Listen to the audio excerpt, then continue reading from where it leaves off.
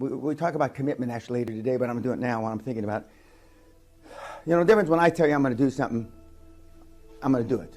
Klaus Kleinfeld, who's up there on the Hall of Fame, a number of years ago, I was supposed to meet him at the Frankfurt airport.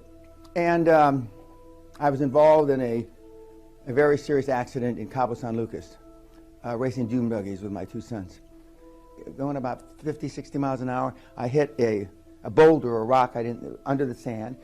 And the dune buggy went up in the air and flipped and landed back down on me. And it cracked my sternum, collapsed all my lungs, punctured my liver, punctured my spleen, punctured part of one of the main things that go to your heart, broke 8 ribs, did all kind of shit to me. Almost died.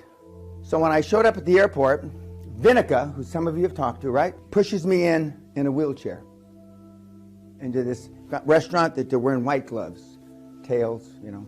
And I'm slumped over like this, and Klaus is about where Matt is, and I look up and he says, "God almighty, Dan, what's wrong? What happened to you? Why are you here?" She pushes me a little farther, and I said, "Vinica, could you straighten my head out, please?" So she takes me by the ear like this, and kind of, you have to know Vinica. Winica's a tough bitch. She kind of pulls my head up like this, and I'm talking, because I didn't want to talk to him like this, and I said, "I told you I'd be here."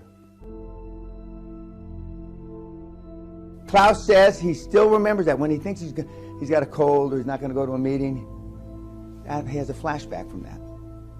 Now, why was I like that? Well, the reason I was like that is because when I was 6 years old, I landed in Le Havre, France. My dad was a head of the CID, Criminal Investigation Division of the United States Army Europe during the Korean War.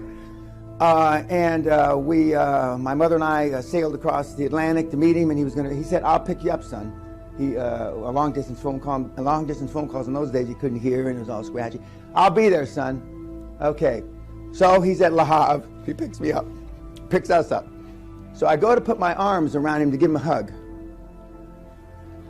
I bring my hands back, like in a horror movie, massive, just blood all over. So I said, "Daddy, Daddy, what happened? What happened?" He said, "Don't worry about it.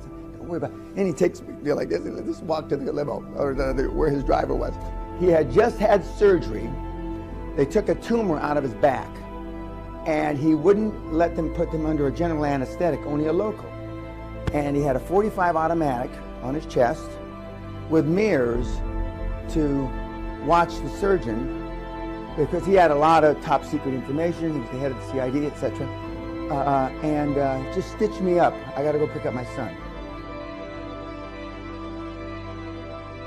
So when you've seen that, when you're 6, you're not going to let all that shit that happened to me not fulfill a commitment. Now you might have a migraine, or you've got diarrhea, and you'll miss a meeting. That's the difference. The corollary to that is when I say I'm going to fuck you up, I mean I'm going to fuck you up. That's just not a fucking metaphor. The only thing that I see that is distinctly different about me is I'm not afraid to die on a treadmill.